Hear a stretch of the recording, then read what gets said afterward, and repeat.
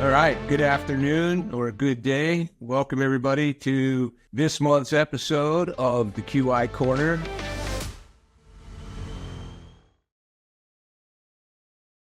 With me is my co-host, Mr. Greg Burns from IPX 1031, and I am James Bean, also known as 1031 Broker James, and today we're going to dive into disaster relief. So, Greg and I are both in Southern California. As the rest of the country knows, we've been ravaged once again by some horrific fires. In fact, these two fires, the big ones, the Pacific Palisades and Eaton Fire combined, are probably going to be the worst in history when you consider the deaths, which is now up to 28. The number of structures lost, which in the Eaton Fire, we lost 9,300. The Pacific Palisades is 6,380 at this count. So that's more than 15,000 structures in some, obviously the Pacific Palisades, very high-end area. What Greg and I talked about with the Eaton Fire is significant neighborhoods where they're going to take, what we were saying, months, years, because some of that part of that area in that neighborhood has to literally be rewired. So, Greg, disaster relief, what does that mean to the 1031 people? Hi, James. Good to see you again. So disaster relief notices are issued by the IRS on a fairly regular basis anytime, there's a natural disaster that's significant that occurs in an area. Obviously, the most recent one we're talking about today really is the fires that happened in California. And so what they did was the IRS issued a disaster relief notice really actually pretty quickly after that disaster occurred, and basically just extended time deadlines to October 15th. The initial notice didn't include the language for 1031 exchanges, just kind of talked more about tax deadlines. They updated it, about a couple days later, and it did include that language, which now includes 1031. So if you had a client that, let's say, was a LA, so in order to qualify, there's two ways to qualify. There's Section 6, which allows you to qualify if you are an LA County resident or your primary place of business is in LA County. You qualify under Section 6, and that allows you to extend your time deadlines out to October 15th. And the interesting thing about that is that, for somebody that's like, I have a client that's selling a property, that sold a property a couple of days ago in Nevada, but is a resident of LA County. So they get that extension. So really, it's right now a pretty big advantage. Obviously, the tragedy that happened with these fires is, outweighs probably anything. But, it does create some tax advantages for taxpayers who are in exchanges, allows them to basically do away with the 45 days and the 180 and extend that out to October 15th. So clients that are in exchanges, there's some benefit there. Obviously, it also extended tax filing deadlines for both federal, California came out with its own notice as well, and California to October 15th as well. Yes. So going back to Section 6, so you're saying LA County resident or place of business. A lot of my clients are retired. They're not in business. So as long as they live in LA County, the property they're disposing of does not need to be in LA County. Because correct. You said the example you just shared, I too have a gentleman that I was referred to, just called me yesterday. He's got a couple of townhomes in Vegas that one is under contract, one is getting ready to go on the market, and he wants to do a 1031. So I told him he will probably qualify for the extensions because he lives in LA County. Now, the other way to qualify is under Section 17, and that's if you have a property that is substantially impacted or the taxpayer is substantially impacted by the fire. And that will extend your time deadlines by 120 days. So that you'd have to have an open exchange to qualify for that typically. And you're going to instead of 45 days to identify, you have 165 days to identify. And instead of 180 days to close, you have 300 days to close. So it extends your deadlines, both deadlines, 120 days, and you don't just get 120 days. It extends them 120. Okay. Yeah. So I have a client right now that's trying to close an apartment deal. He's actually past his 180th day, but he can't get insurance on the property he's buying. So it would be, in his taxpayer's opinion, he would be an affected taxpayer and will be extending those time deadlines, hopefully to get this deal closed in the next couple of weeks to be able to get some insurance on it. Yeah, insurance. That's a whole other conversation, right? That is a whole other conversation. So one of the things about the deadlines, and you and I kind of talked about this, we've actually talked about it twice, was the last time you and I, when this came up, was a couple of years ago when there was a storm, some flooding and stuff happening in California, and there was an extension back then. Also, I think they had some extension during COVID too, didn't they? There were some extensions during COVID, not the ones that we thought that we were going to get, but there were some. Okay. The point I want to make right here, right now, for everybody watching, is that your 45-day identification period and your 180-day close, those are calendar days. They're not business days. And the only way you can get an extension is how we're talking right now. They've got to be IRS directed. I've had clients who are like, oh no, my CPA told me that I get an extra week because. I'm like, no. Yeah, I wish that we could do that. I mean, Yeah. And the IRS issues, like I said, these notices all the time. I mean, there's one for Virginia, there's one for Maui wildfires, obviously, so they're constantly issuing. The hurricanes in Miami, the hurricanes that hit North Carolina earlier this year. Yeah, Louisiana, those hurricanes. Yeah. So they're constantly issuing those notices to try to give those taxpayers the time that they need to be able to, complete those exchanges and not be too impacted by these natural disasters that are occurring. Right. The other point that I want to make too is because the last extension we had, I had a client who qualified for Section 6 where he was able to get extended until October 15th of that year. People don't understand is they hear that their 45 days is gone and they have until October 15th to identify. The problem is that you also have to close by October 15th. Yeah. So if you identify on October 14th, unless you've got a 24-hour escrow, you're going to be screwed. So, I've got a client right now that he lives in LA County. His property's in LA County. He's actually going to close at the end of this month. So we've already talked that, okay, we can take the foot off the gas and try to locate things because he's got more time now. But I told him, I said, look, we want to probably have something in escrow no later than June 15th, just to really be safe. So, because that gives you July 15th, August 15th, September 15th, so that's 4 months. Obviously, you want to have time to do your due diligence and, spend some time on the property to see if it's really something you want to see through. So I think it's important we make this clarification as well. Yeah, it's a really good point. And I would say a lot of people that actually do get those extensions, a lot of times end up failing the exchange because they just, have this extended time. They kind of back their foot off the gas. And as you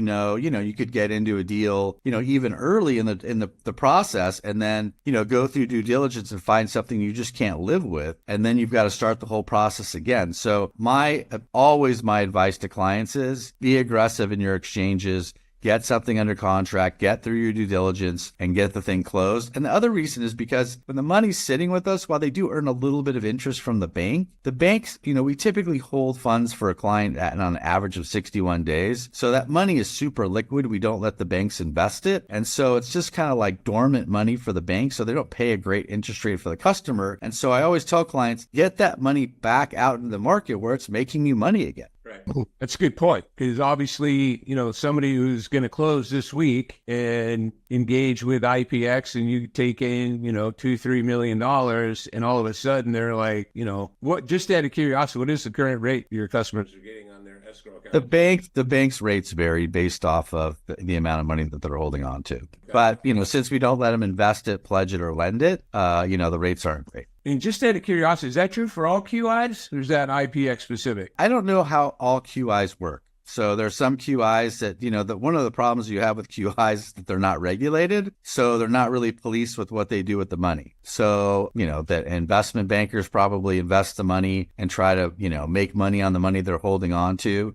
By that deal, our priority is large banks that are basically systemic to the economy. So big banks basically too big to fail, and then keeping the money safe. So that's kind of our priorities, is to make sure that we don't take any chances with the client's money.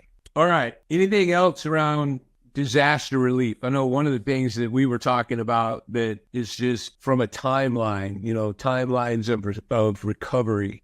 Pacific Palisades horrible fire. They lost 6,300 structures, almost 6,400 structures, 23,000 acres. Most of those were neighborhood. So there's a significant part of Malibu as well, and some commercials, in fact, some restaurant landmarks that we've lost, like Gladstone's and a couple other places, but Moon Shadows was known. I mean, they're going to have a whole separate. I mean, when there's an involuntary conversion of real estate, typically you have 3 years to reinvest. I think because this is a natural disaster, they give you 4 years to kind of reinvest those funds, or rebuild your house. And when I mean those funds, I'm talking about basically, recover from the insurance company. So you are going to see people that are just not going to rebuild because the rebuild. I mean, I know people. I live in Monrovia, so I was evacuated with the fire. So I know firsthand some people that unfortunately lost their homes in this fire. And, some of them are older. Like I have somebody who's, in their late 70s. And he said, yeah, I'm not going to rebuild this house. It's going to take me, a minimum of 3 to 4 years. I'm just going to get a settlement from the insurance company and then take that money and go buy another house. And so he's not going to get the full value of the house because obviously there's no house there.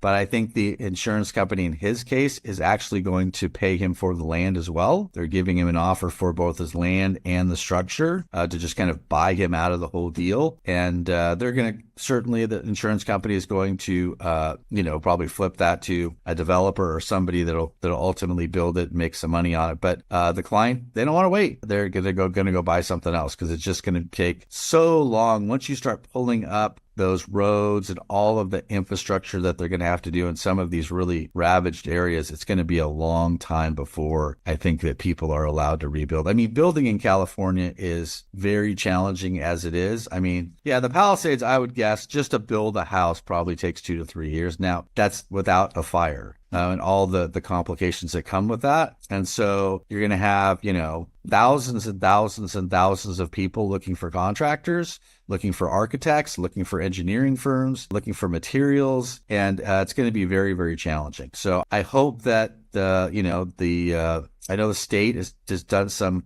trying to ease off on some of the regulations, which is good. I hope that the city does that as well. But the problem is that you only have so many people that can read and approve plans. So it's going to be a huge log jam at the cities. So, we're just going to have to see how this goes. But I do think a lot of people are probably not going. I would say more than 50% may not even rebuild. Yeah, those are the estimates that I'm hearing as well. The point I was going to is, the difference between the Palisades and the Eaton is the Palisades was mostly homes, because it was a residential area where most of the damage was done. Where right. The fire, it's not just neighborhoods. It's, there's big portions of the city that are gone, And so when it comes to the first thing is the environmental, the cleanup, right? They got to come in and clean up. It's probably going to take more than a year just to clean out all the debris. And then once that's done, one of the things that you brought up is people with lots and wanted to sell their lots. It's like, well, title's going to be up to their eyebrows because no one's going to be able to see where property lines are. Alta surveys. How are people going to perform Alta surveys? It'll be very interesting. Yeah, there's a lot of interesting lessons that we're going to learn from this fire. Hopefully the biggest one, I don't know, it's not really 1031 topic, but I don't really know how you stop a fire. Where the winds were probably at my house, they hit a peak of, almost 90 miles an hour. I don't know, how you can stop a wind-driven fire like that. Obviously, water would be good, but, you can't really fly resources, during those kind of winds. So I don't know how you fix or resolve that. But I do know that when that fire started, that the winds weren't blowing at that rate. And if we had the resources, my opinion, for whatever it's worth, is I would ditch the bullet train. And, we don't need the bullet train. We do need to find a way to control wildfires in California. And I would probably invest those monies and those resources into building maybe the world's finest firefighting unit, and make sure that we don't have any more disasters like this. Yeah. A lot of people were talking about, Rick Caruso, who's large developer here in Southern California, and how he had, I think it was a multifamily or a mixed use property up there, but when he developed the property, he also added its own private fire department, and so That was one of the structures that was saved because they had processes and system in place to be able to do that. So yeah, hopefully when they're maybe rebuilding some of these neighborhoods, you're right, they need to figure out how we can have, first responders are great, but part of the problem is water pressure and water in the fire hydrants and all this kind of thing. Yeah. So there needs to be systems in place, and how far you spread them out, nobody knows. But yeah, I agree. There needs to be something in place for especially the high risk areas, which, that's the other problem, like we were talking about with the insurance, is that people that live in brush areas, many of them are self-insured. So who knows how it's all going to shake out. Yeah. It'll be definitely a historical lesson for us for sure. Yes, indeed. All right. Thanks, Greg. We appreciate it. And, the one thing I would say to everybody, and again, it's not necessarily 1031 exchange related, but check your insurance.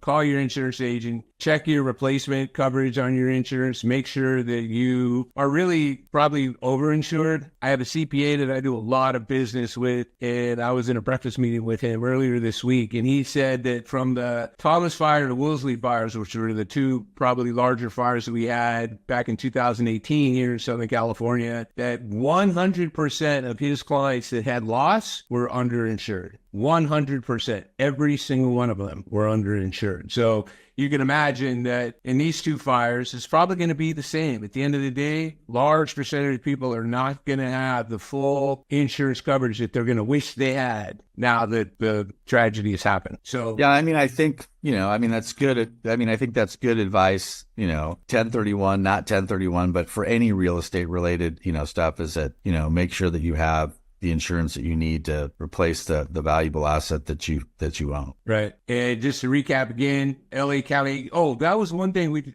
I forgot to talk about with the extension. You have until October 15th, but even if you're just in LA County right now and your property is not on the market, you still qualify for that extension. Is that correct? That's right. Right. So that's kind of hopefully that might, help some people make a decision if they realize that they don't have the pressure necessarily, that they might go ahead and dispose of something. And who knows, there's probably a significant amount of people that are going to be disposing of assets. They're not going to rebuild their houses, leave, and whatever passive investments they have here may get disposed of as well. Yeah, if you're in LA County, and you're considering doing an exchange and you own property really anywhere, I would say it's a good time to consider selling and doing an exchange, because it really gives you a lot bigger runway to be able to locate a property. Right. Very good. Thanks, Greg. Yep. Good to see you, James. We'll you see bet. you next month. All right. Sounds good.